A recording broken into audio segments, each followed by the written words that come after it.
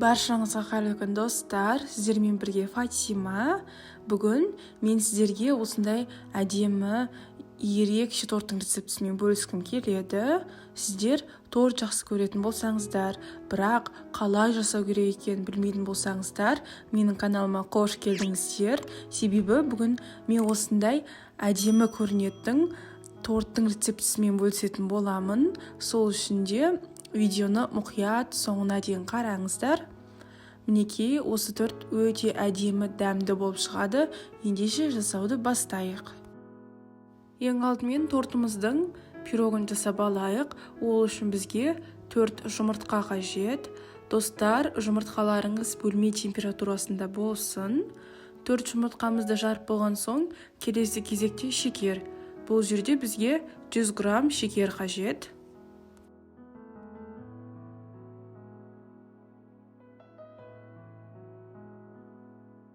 Шекерімізді салып болған соң миксерлейміз. Бұл жерде біздің жұмыртқамыз 3 есе көтерілуі қажет. Достар, сіздерде сұрақ туындауы мүмкін. Жұмыртқамызды қанша минут миксерлаймыз? Бұл жерде мен үнемі миксерлау керек кезде 20 минутқа, яғни таймерға қойып қоямын. 20 минут бойы осы жұмыртқамызды миксерлаймыз. Мінекей, 20 минут өткен соң менің жұмыртқам осылай 4 есе көтеріліп, аппақ болып, осылай болуы қажет. Достар, бұл жерде біз 20 минут бойы миксерімізді тоқтатпай миксерлауымыз қажет. 20 минуттан кейін бізде осындай 4 есеге көтерілген жұмыртқа болып шығады. Ендігі кезекте бізге сүт қажет. Сүтімізде бөлме температурасында болу керек. Сүттің үстіне мен 4 қасық зәйтүн майын құямын. Үйлеріңізде қандай май бар? Пісте май болса, пісте майын құйсаңыздар да болады. Бұл жерде мен зәйтүн майды сүтіміздің үстіне құямыз да жақсылап тұрып араластырамыз.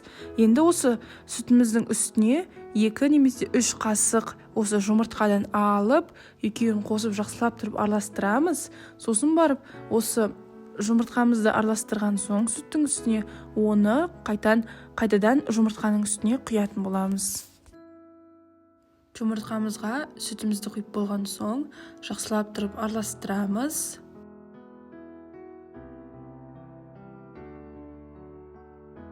Ендігі кезекте ұнның кезегі.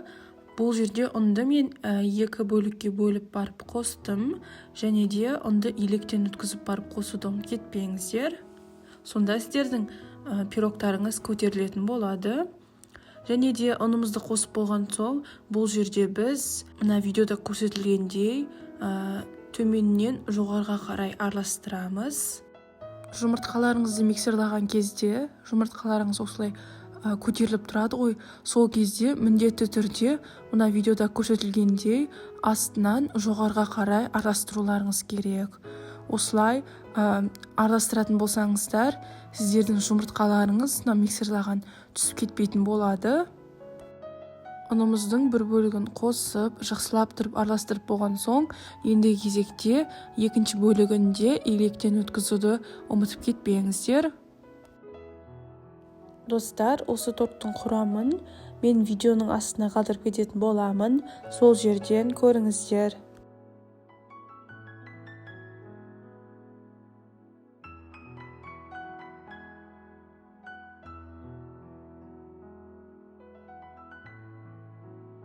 Ұнымыздың екінші жартысын қосып, жақсылап тұрып араластырып болған соң, ендігі кезекте жүгері крахмалын қосамыз.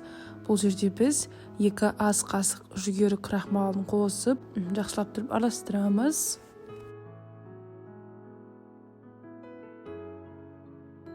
Мінекей, біздің қамырымыз осындай болу қажет.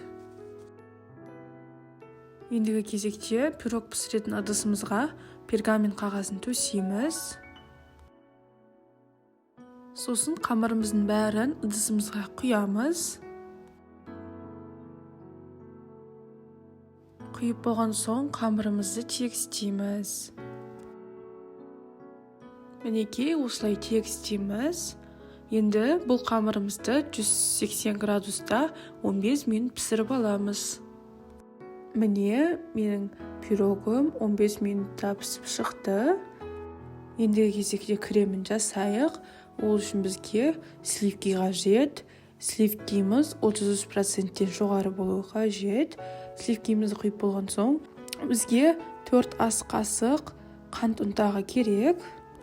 Сливкимізді құйып қант ұнтағын қосып болған соң енді миксерлаймыз. Достар, байқасаңыздар, кремімізге творожный сыр қосқан жоқпыз. Творожный сыр қосатын болсаңыз, креміміз жирный болып кетеді, яғни өте майлы болады. Сол үшін де сливки мен қант ұнтағынан істесеңіздер, кремдеріңіз қатты майлы болмайды. Мінекей біздің креміміз осылай миксерлануы қажет. Креміміз дайын. Ендігі кезекте тортымызды жинап бастайық. Бізге жаңағы пирогымыз қажет. Ол пирогымыздың пергаментін, яғни қағазын алып тастаймыз.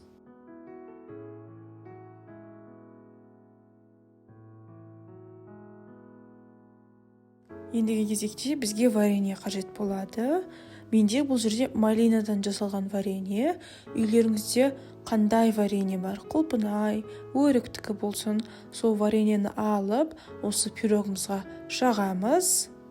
Осы пирогымыздың бүкіл жеріне жағып шығуымыз қажет. Ендігі кезекте крем. Жаңағы дайын кремімізді енді осы пирогымыздың үстіне қойып, бүкіл жеріне жағып шығамыз.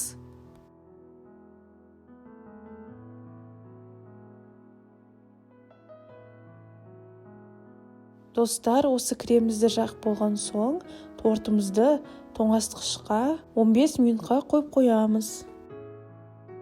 15 минут тоңазытқышта тұрып болған соң, енді осы тортымызды шығарып, мына видеодағыдай кесіп шығамыз. Достар, бұл жерде кеспес бұрын сіздер өлшеп алып кесіңіздер. Мен бұл жерде өлшемей кесе салған едім. Қисық болып шықты. Сол үшін де сіздер өлшеп барып кесіңіздер. Пирогымыздың бәрін кесіп болған соң, мына видеодағыдай бір бөлігін алып, рулет сияқты ораймыз. Жақсылап тұрып, бұл жерде қысып тұрып ораңыздар.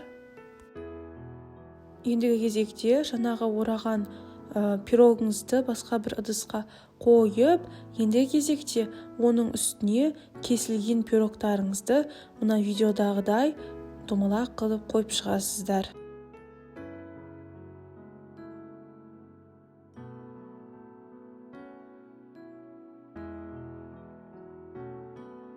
Достар, пирогтарыңызды қойып жатқан кезде қолдарыңызбен қысып тұрып қойыңыздар, яғни жақсылап тұрып бір-бірін жабыстырыңыздар.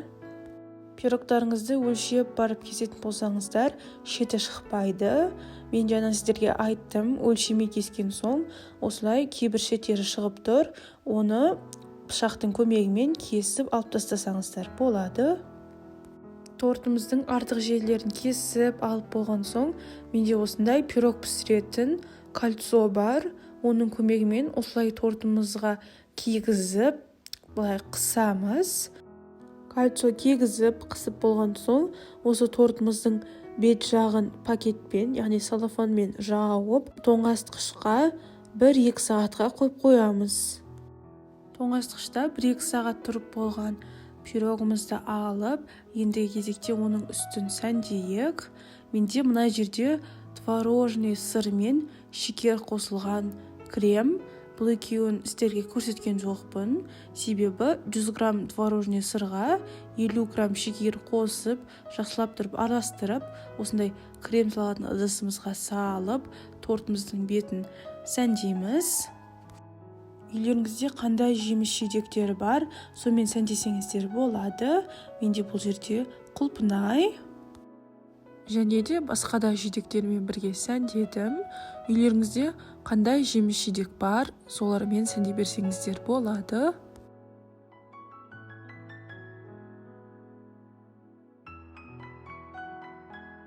Мінекей, мен тортымызды сәндеп болдым. Осындай бізде әдемі, оңай әрі дәмді болып шығатын тортымыз дайын. Осы тортты міндетті түрде жасап көріңіздер. Бұл тортты жасау әрине оңай. Осы тортты міндетті түрде отбасыларыңызға, достарыңызға, қонақтар келгенде немесе туған күнге жасап беріңіздер. Қарасаңыздар, сіздерге ортасын кесіп көрсетейік. Міне кескенде осындай әдемі, ерекше торт болып көрініп тұр. Дәмі енді өте дәмді, жұмсақ, нежный торттардың бірі. Мінекей ортасын кескенде осылай көрінеді. Әдемі, ерекше болып көрініп тұр. Міндетті түрде жасап көріңіздер. Сіздерге де ұнайтынына сенімдімін. Сіздермен болған Фатима. Менің каналыма тіркеліп, лайк басып, комментарий жазып кетіңіздер. Келесі видеода кездескенше.